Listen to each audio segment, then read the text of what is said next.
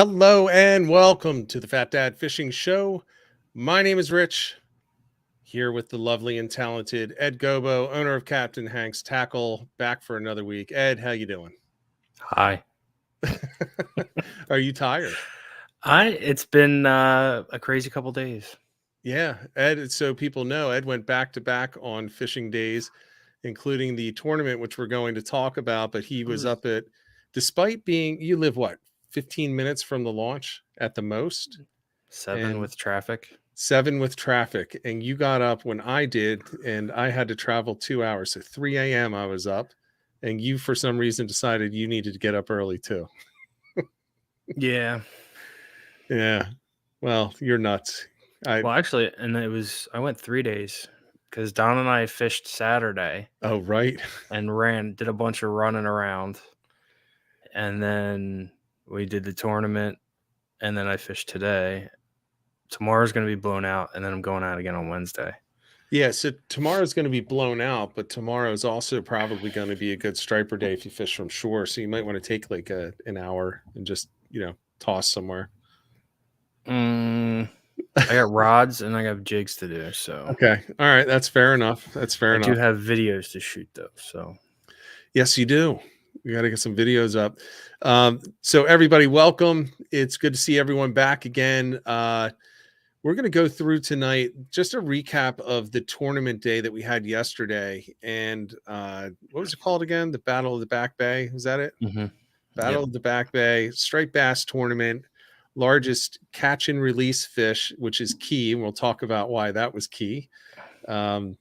Would be the winner for the day, and it was a $10,000 top prize. And as you can tell by what we're wearing, we don't have new stuff on. We didn't win.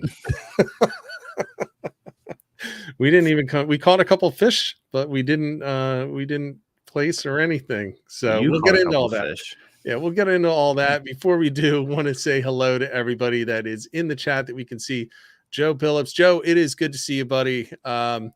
Really good to see you. Hopefully we will give you a decent distraction tonight. And I was talking to my wife earlier today, and I was like, I don't think I'm going to go fishing for a while because I have so much going on. But Joe, if you need to hit the water and go fishing, give me a call. You've got the one special exception if you need somebody to head out with. If Larry, just busy before you call me. Yeah. You got our numbers. Larry Matzinger, Ben, Crabbing and Fishing, he enters into the day with the tournament. We'll talk about that a little bit. Walter, good to see you. James Flynn, Carl Ward, calling in, tuning in from the Eastern Shore of Maryland. And we've got, Jack West. Good to see you, Jack. Peter Niblick, good to see you. Bayside Dave. It is awesome to see all you guys, and you're tuning into an action-packed, man. It was a thriller of a day, and I'll tell you what. Well, let's start at the beginning. So not only was it early for me, early for you, even though you have no excuse, you could have just slept in. It was cold, man. It was cold. There was ice on the decks of some of those boats and on the seats, they were saying. Mm-hmm. Luckily, we had a dry boat to get into, so we didn't have to deal with the ice all over the place. But it was cold. It was colder than I thought it was going to be. So it was a difficult start to the morning heading out there. Were you prepared? For the most part. I mean, everything on the mainland iced up. Everything down by the water stayed, stayed somewhat warm. My biggest issue was my toes. And Don came through with some hand warmers. So I put them in my boots and I was good to go. Yeah, I purposefully left off the waterproof boots and everything. I brought bibs, though, because I thought the wind, just something to cut that wind would be easier. But I don't know. It was okay. My hands were cold. I didn't bring gloves. I should have brought gloves. Guys, it's November, and for some reason that slipped my mind. So when Don's like, it was cold this morning, he said that on Saturday. He's like, make sure you bring your winter stuff. I was like, yeah, I got it. No, I didn't bring my winter stuff. I brought my September, October stuff for the cool mornings. And it was cold. And I'll tell you what, the cold really hit once Ed was driving the boat for the day for the team. I got elected. Yeah, and we're going 35, 40 across the back bay there. That's when it got a little chilly. So that was the start to the day. So it was cold to start. It ended up being pretty nice though throughout the day. The Yeah. wind was not fun. It was a north wind. It was around a steady 10 to 15 for most of the day. There was very little wind protection because the limits that we could fish within, it was a pretty constrained area. I mean, it was a pretty small area to pack the boats into. And I think there were 18 teams that 12, participated. 12 boats, I think, 12 or 13. So somebody else said 18. So maybe, I don't know. I saw 13 pull out, but I think some launched after the start. Oh, maybe. That's my guess. There were definitely in that little channel. There were 13 boats, not including the two judges, which would be Ben and Dave. So, And thankfully, it was high tide when they let us go, because getting through that channel at low tide would have been interesting. yeah. So the launch was at Fonts Landing in Absecon, and that ramp is an interesting ramp. It's a very short ramp. There were some decent sized boats being launched there, along with a bunch of small flats boats, which were probably brutal, but the ticket for the day because they could cut corners everywhere. I guess we could have too in the boat that Yeah, we were in. Don's boat only drafts, I think, a foot and a half. Yeah. But these skiffs were just launching right across. I mean, you're seeing the bottom, and there's 6 inches of water and they're just flying through. But they were also freezing. You could tell they were definitely freezing on the way Oh up. yeah, there was no protection in them things.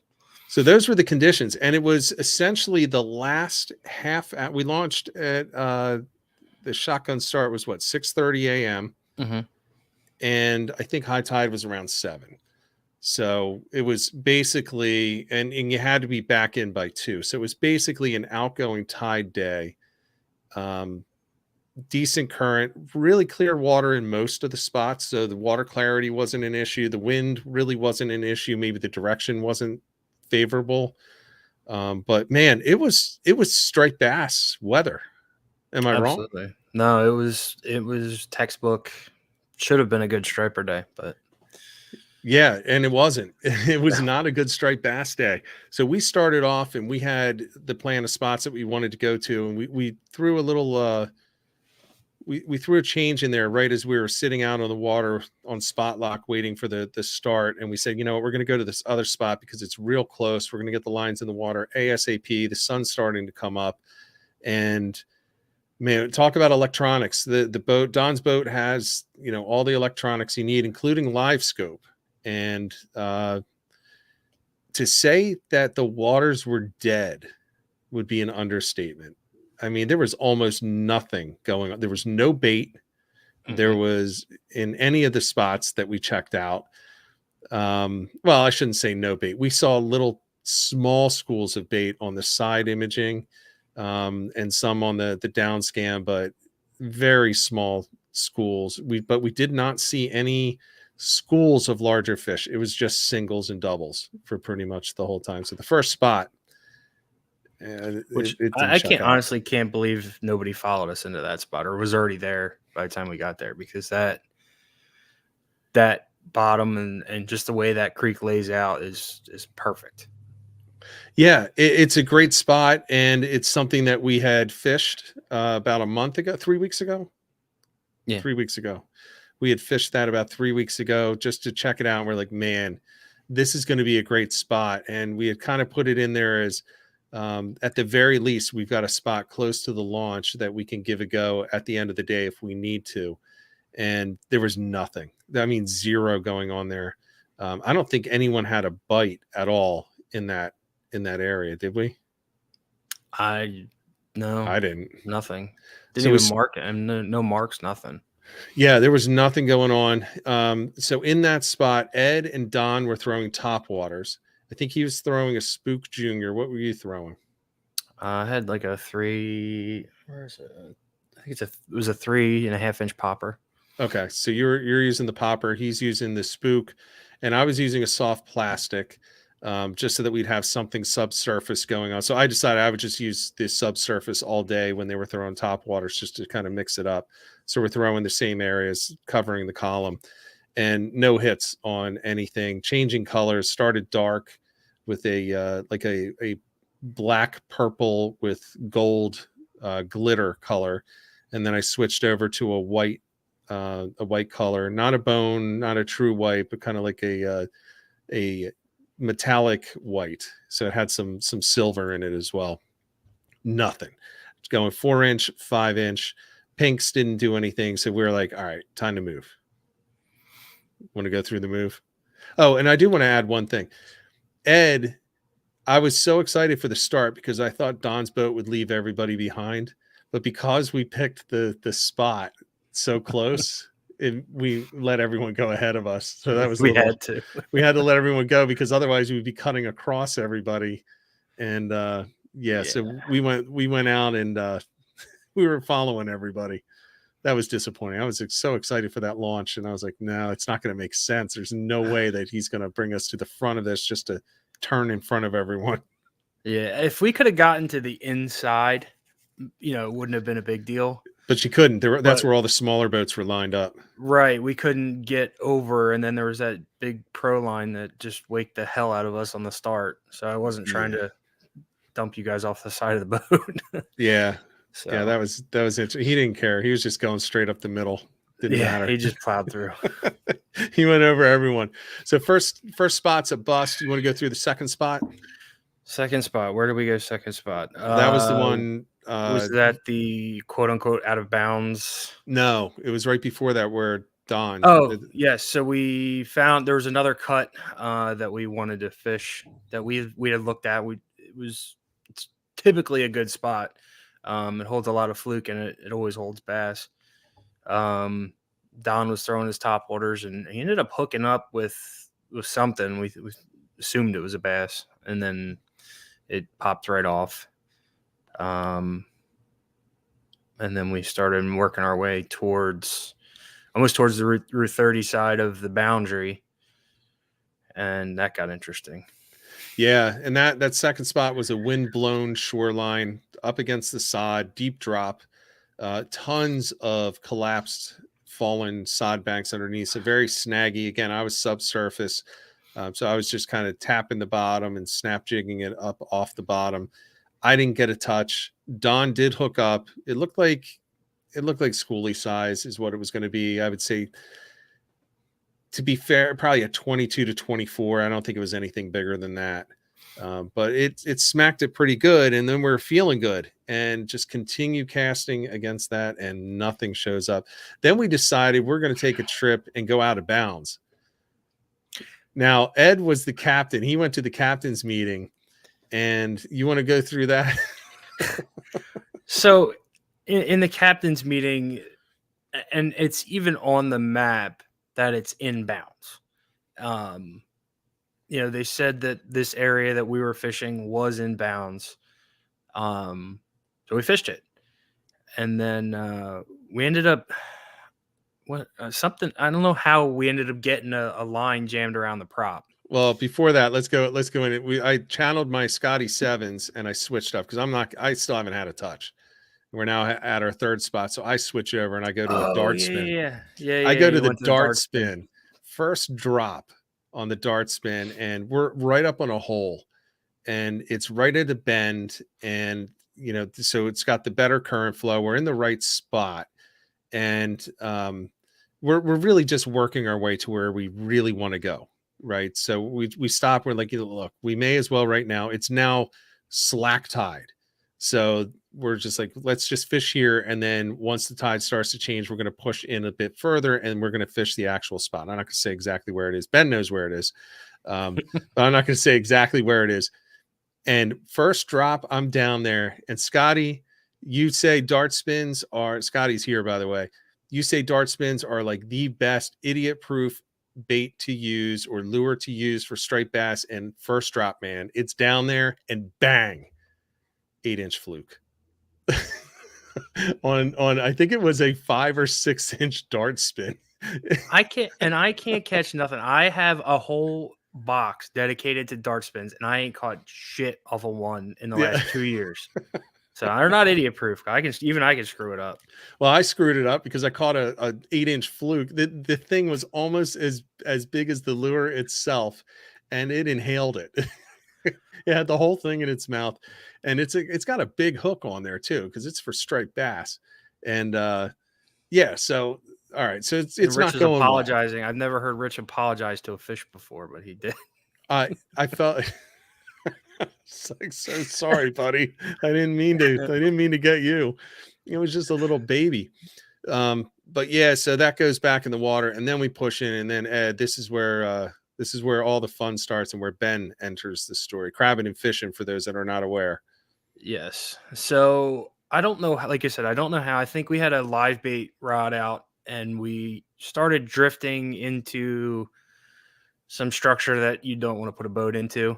And so I, put it in gear and was starting to come off of it. And then we heard, the one of the weights banging against the prop, and we're like, oh no. And the rod started, you could hear the drag going. Yeah. So we ended up, Don threw the trolling motor in and we trolled over to a spot that had some pilings, and we're like, okay. Well, actually we tilted the motor up. I tried to climb down there to get it out, and I couldn't get it all. I couldn't reach all the way down to where it was wrapped around the prop. It's a 250 horsepower outboard on a bracket. Yeah, on a jack plate, and he's hanging over. I'm trying to grab onto him and hold him just so he can get that one extra inch, but he needed like 10 more inches to get like 6. Okay, so it's a little far out there. I didn't want to try. I knew I'd be going in if I did that. So the whole idea is, all right, we're going to come up onto the shore. Someone's going to jump off, and we're just going to drift it back with the trolling motor, get the last of the line off of the prop, jump back on, trolling motor back out, engine back down. We're back in business. 5-10 minute thing, right? It doesn't work out that way. Couldn't find a non-flooded bank. So then we found some pilings, and I'm like, all right, well, drop me off on this piling, back the boat up with the trolling motor and lock it, and I'll grab it. So I got onto the piling and still couldn't reach. Rich decided to call Ben. Well, actually, I think it was my idea to call Ben. No, it was mine. Was it? It was mine. I'm taking credit. Yes, it was absolutely my idea. You made the call, but I think I suggested it because Ben has a flat deck on his skiff. You're the one who said that. I thought Ben could come over and lean over and fix it. And you're like, no, we could just jump on the flat deck. I was like, you're right. That is a better idea than what I was going to do, because I thought Ben would be out there alone trying to do all this. So I was like, I don't even know if he's going to want to do it, but yeah. So then Ben and Dave came. Yes. Yeah. So the two judges are now coming to see us. That's where Dave says you're out of bounds. Ed says, no, we're not. And not only are we not, but you told us last night we're not. Dave was like, wait, what? I don't think he was expecting that response. I was already agitated because of the drama that we were into. And then for him to say that, I'm like, nah, dude, you're full of crap. Yeah. Well, either way, the spot was not working out anyway. So we were, we had caught fish there the day prior. Yeah. So I was like, all right, we at least know there's going to be fish there, and there wasn't. Yeah. So, needless to say, Ben saved our ass. Thank you, Ben. Do you want to tell? So Ed, before Ben gets there, we have this idea. I don't know. Should we show it? Because you'll see the spot. No, yeah, I don't want to give that spot away. I don't want to do that. I mean, I'm sure it's not a secret, but I don't want to advertise it. Yeah, but and I got to send the picture to Ben. It was hilarious. Ed put himself in a very funny position, and I don't even know how much I can say because they'll know exactly where it is. I definitely showed Rich the state bird of New Jersey. Yes, that's in the picture.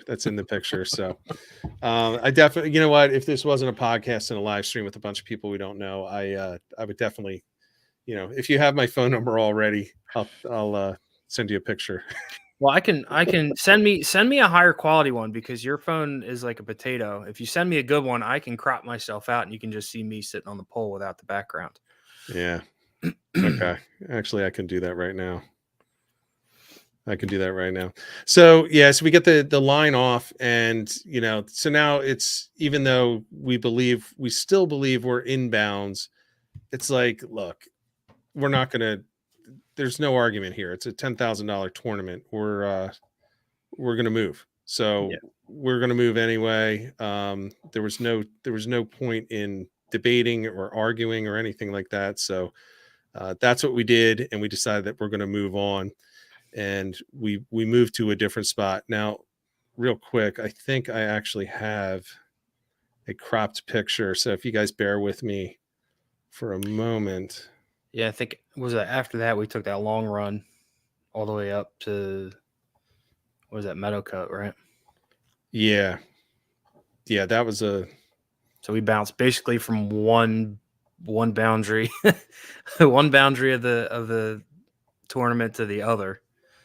Yeah, we went all the way. So we were fishing near the inlet, and the whole thing was, we were thinking, look, with the way that the winds have been going, we really need to get close to the inlet, and there was just zero going on, and that was the big thing. Like, there was just nothing going on. We had one fluke.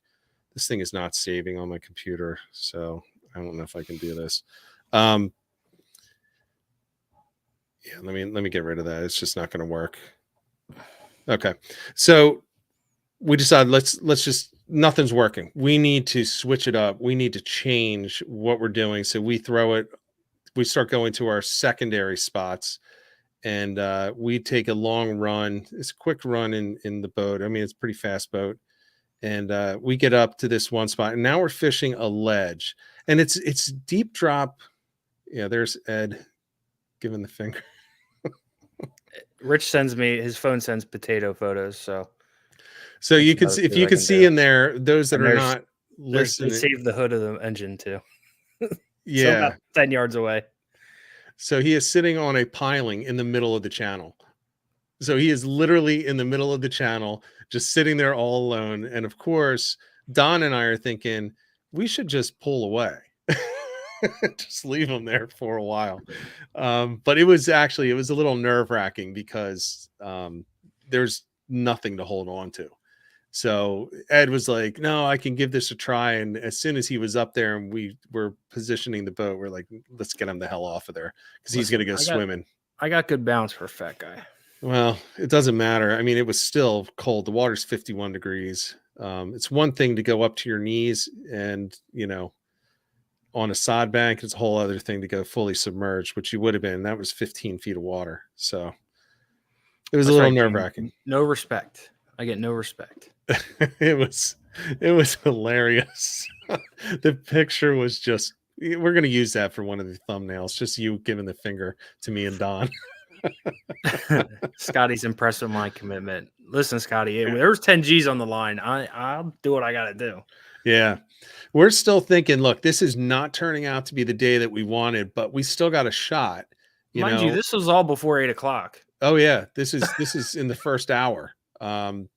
Yeah. I mean, we were in the first spot in less than 5 minutes after the start. And then we hit the second spot, and we were moving. We were like 20 minutes max. And if there's nothing going on and we're not seeing anything, we're not sticking around. So we were prepared to burn through some fuel, cover some miles, and really move around. And still nothing going on, just that little short fluke. So we pick up, we fly all the way up to the other boundary. This one is definitely inbounds. We checked on the way just to make sure. And we see a bunch of other boats up there that are in the tournament close to it, but we went past them all the way to the border. And it's an area, the ICW, and it's got deep drop sod bank on both sides. So we got the wind blown, we've got the wind protected, and the wind protected has a lot of creeks emptying out. So we're thinking, great current, we're going to fish there. Boy, was that water dirty. That water was so dirty coming out of there, but also we weren't marking anything. We were fishing anywhere from 2 feet down to 26 feet. And still we didn't mark anything more than a single fish at all in that area. So we drift that. We hit a couple of spots, didn't stay in any one specific spot for more than 15, 20 minutes, maybe 20 minutes. But there were probably 5 or 6 smaller areas that we hit up in there. And it's just still not looking good. Did anyone even, nobody even had a bite, right? No. Yeah. And we're getting to the point where it's like, all right, so we're probably up in that area to like 10:30 maybe. Was Probably. it that long? Probably, yeah. We were up there for a while because we hit like 5 or 6 spots in that little area. But all the boats we're starting now. We're back where everybody is, and we're noticing nobody's staying put. Nobody is staying put. Everybody was bouncing around. After we did main Meadow Cut, we went up into Broad Creek. Yeah, Steelman's and Broad Creek, and I didn't see anyone even get a bite. That we're now getting to the point where we're getting a little nervous. So it's like, all right, we just got to. It doesn't matter. You go into these things and it's a single fish, and the rules were pretty cool because it's a strategic tournament.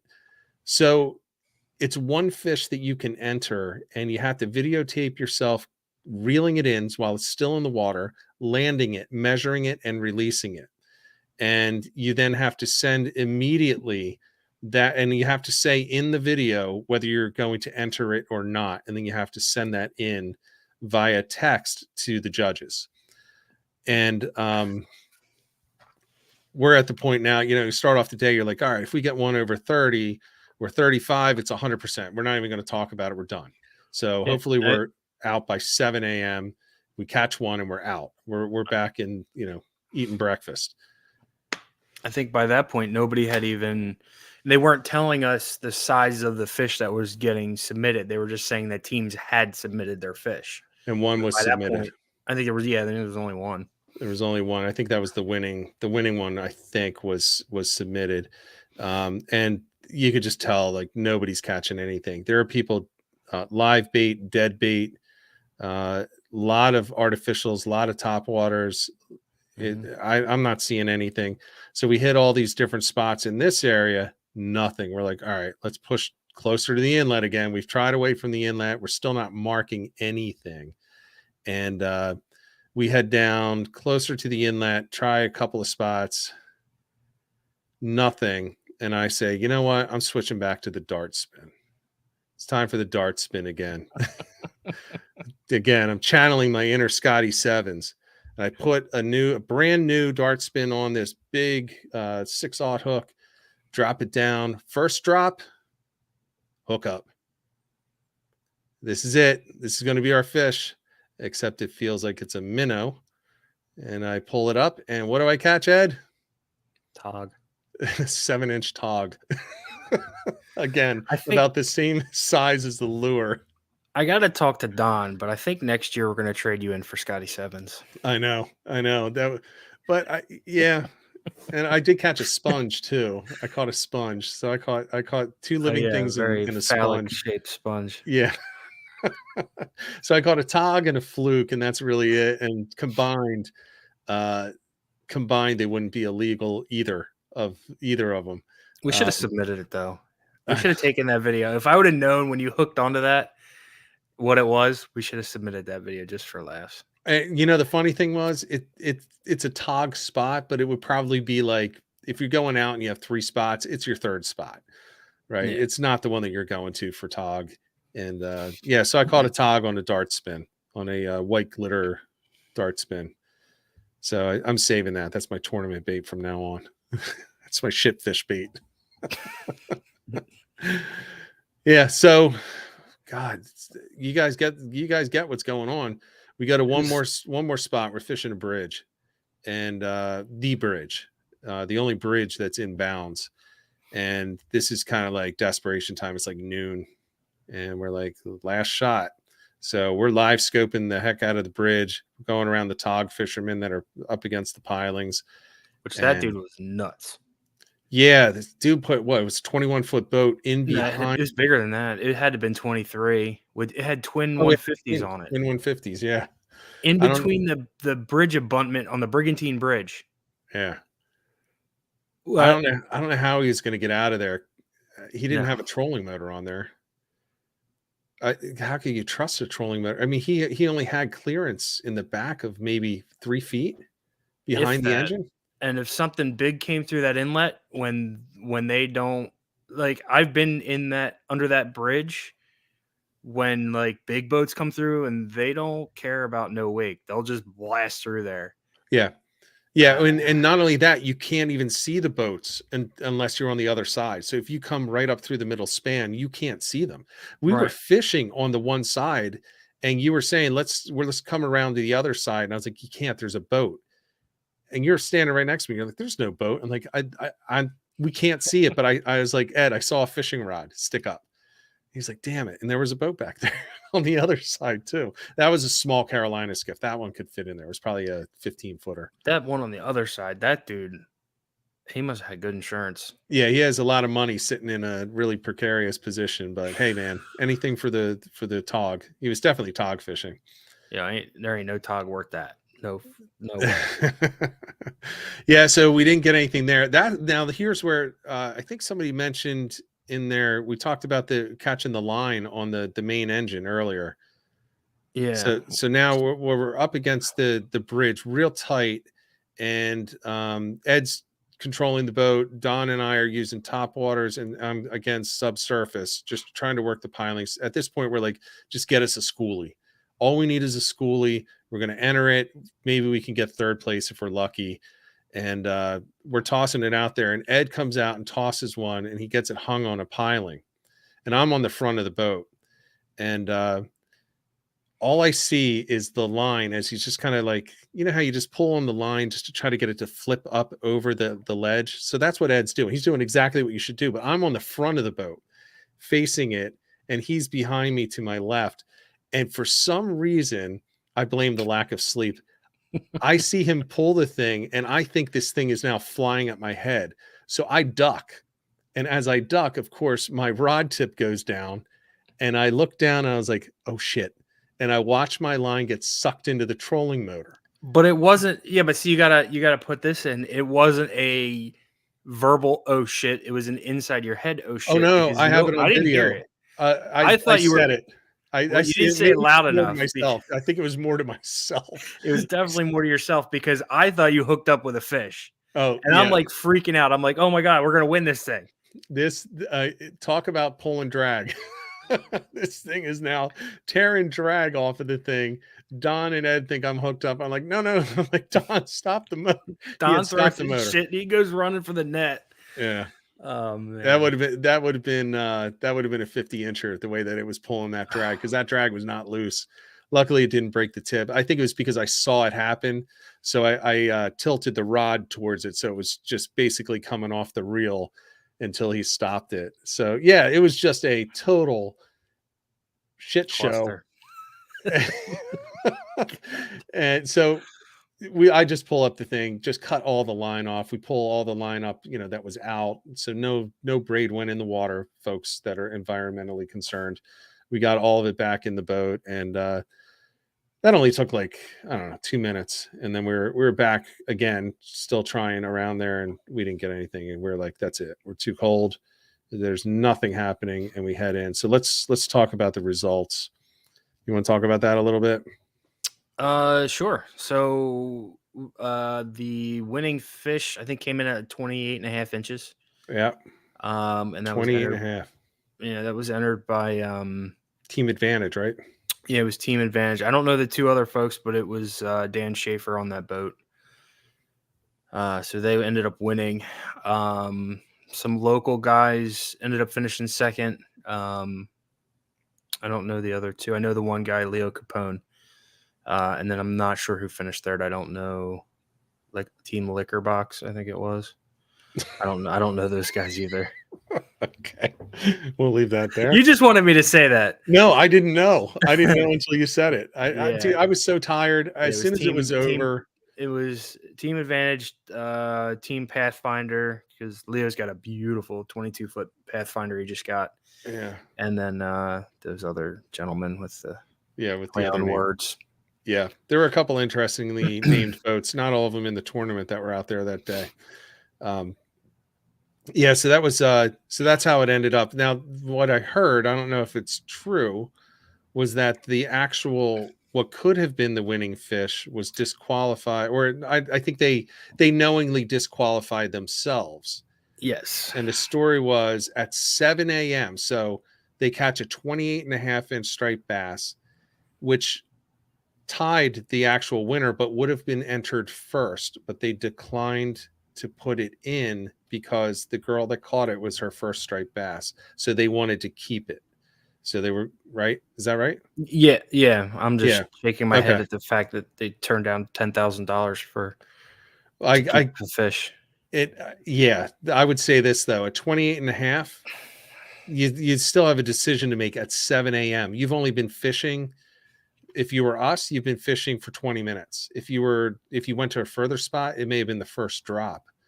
But Yeah. yeah, that turned out to be a $10,000 meal that they had last night. I mean, I can respect it, but I I don't know. I think we probably would have submitted that fish. I think we definitely would have. Yeah. I think we I would have, mean, because we were saying the whole time, if we catch a decent one, we're out, you know. yeah. And in the backwaters, let's be honest, if it was a normal day, you're catching 23 to 26-inch all day. Yeah, All day. 28s and that caliber fish is not a common Right. That fish resident would size, I place. would say. That fish could place. You know, it Yeah. has a legit shot on any day Mhm. placing. So 28 and a half. But man, that's a shame.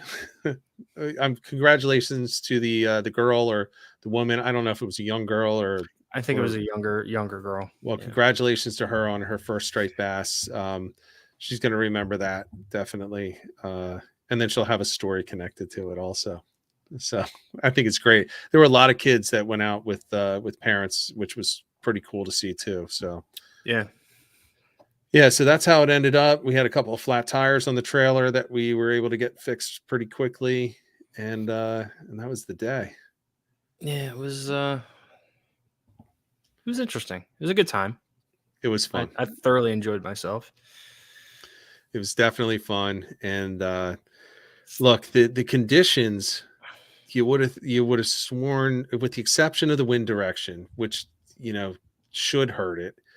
I didn't think it would do that though. There Mm-mm. and in total, what, there were 4 fish weighed in? Is that it, or was there 8? I think there was. I don't think there was even that many.